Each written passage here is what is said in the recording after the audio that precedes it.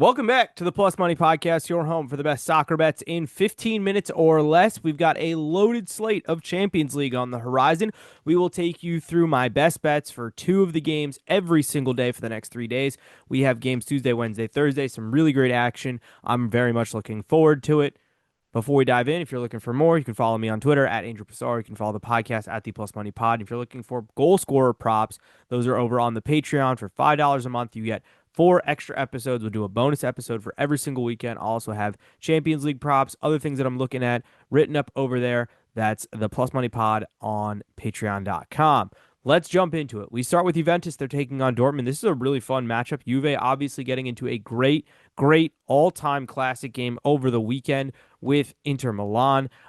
We saw a lot of goals in that game, and I traditionally don't see a ton of goals from Italian teams. That being said, Juve can score, but their defense, as we saw on Saturday, it's not solidified yet. I like both teams to score an over 2.5. That's at plus 105. I think that's going to be a pretty common bet that I give out a lot today. Dortmund, after burning me at Matchday 1, they've been kind of a team that I've been staying away from. That being said, I do think they will be able to go into Juve and score a goal. I don't mind Juve team total over 1.5. I think they get the result here. That's at minus 105. They've done that in 2 of their last 3, and we've seen Juve give up some goals this season, especially on the road.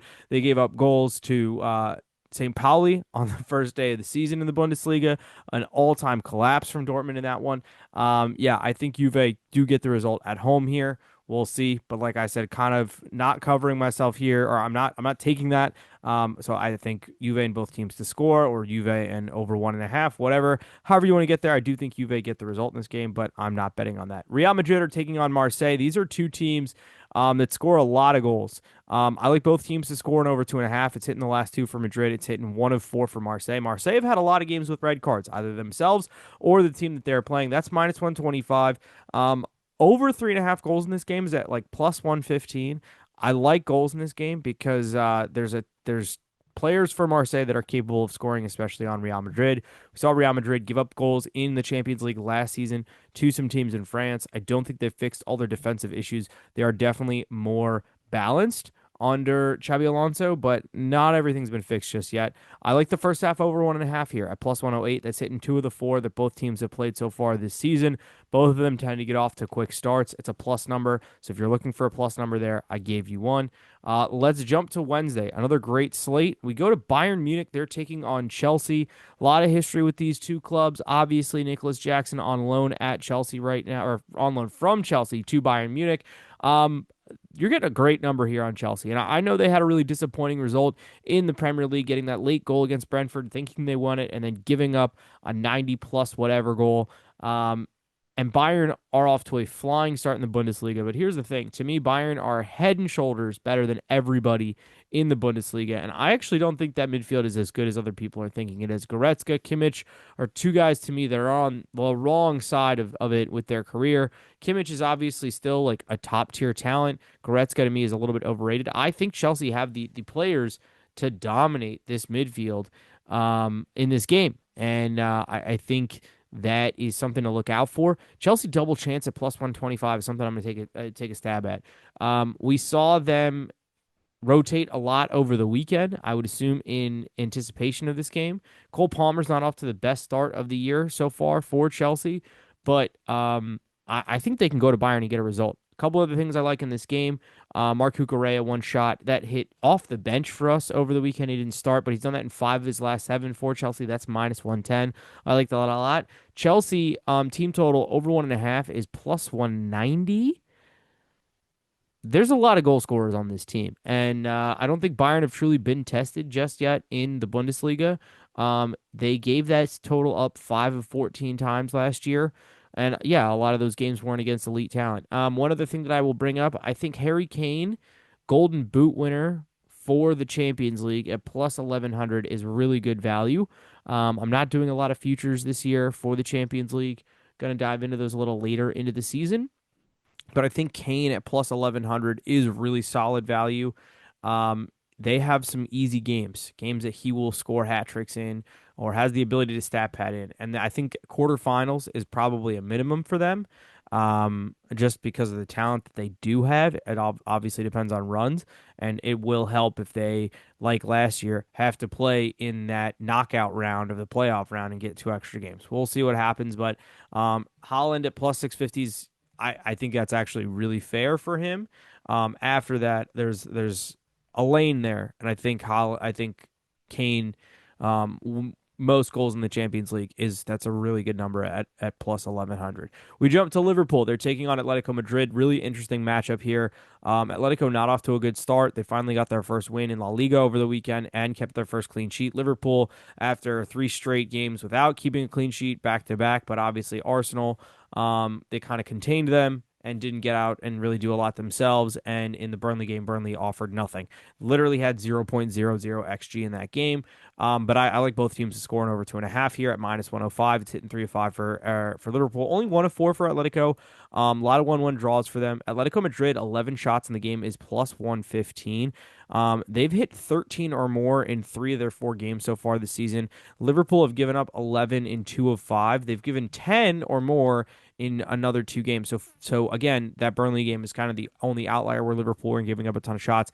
I don't think Atletico Madrid are just going to sit back here. I kind of expect them maybe not to fully go for it, but I don't think they're just going to sit back and let Liverpool get everywhere. And even if they do, they're going to have opportunities off the counter. Liverpool, yes, Konate looks better defensively the last few games, but he has not been up to the standard that he has put so far this season.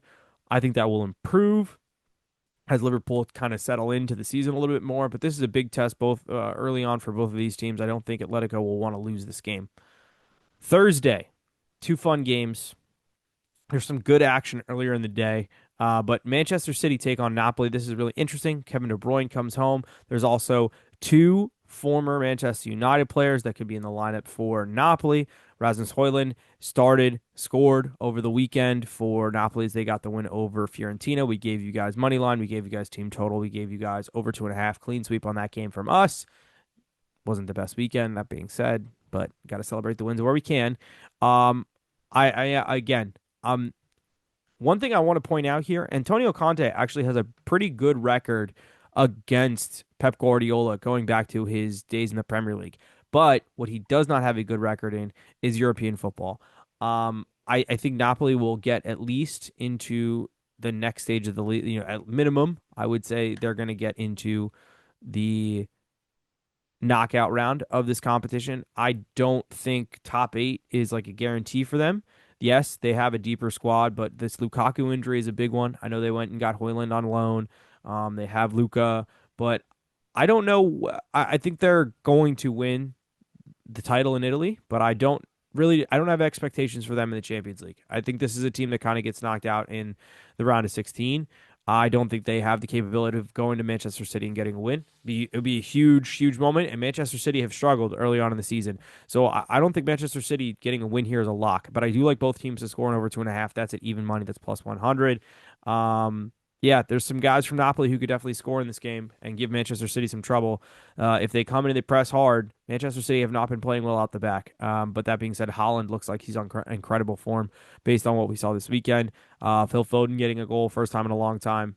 We'll see if Manchester City fix some of their issues. Newcastle take on Barcelona, and this Barcelona team might not be fully loaded. They rotated heavily over the weekend. Hansi Flick changing guys out after the international break. Who knows if we're going to see Lamine Yamal? He's coming off an injury. For Spain, that he played through a game with painkillers when Spain absolutely didn't need him to. I wouldn't be surprised if he gets rested in this game. Barcelona money line is plus 120. I'm going to take that. I think this Barcelona team is going to run through the Champions League in a similar way that they did to last year. I know St. James's Park is a tough way to play, but Barcelona are used to tough places to play. I just don't see this Newcastle team that has so many new faces ready to take on a Barcelona team with or without Lamine Yamal that is going to score a lot of goals.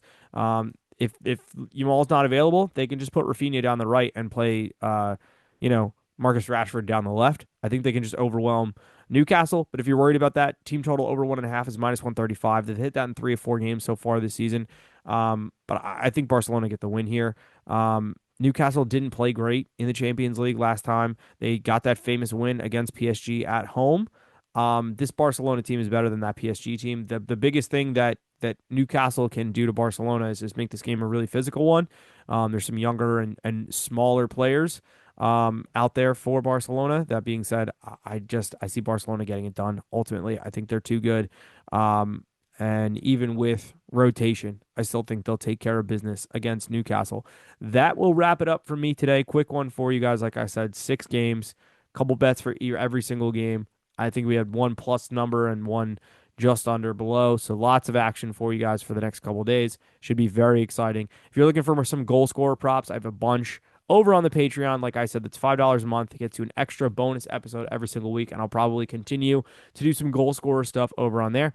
So stick around, subscribe to the podcast. Really appreciate you guys subscribing.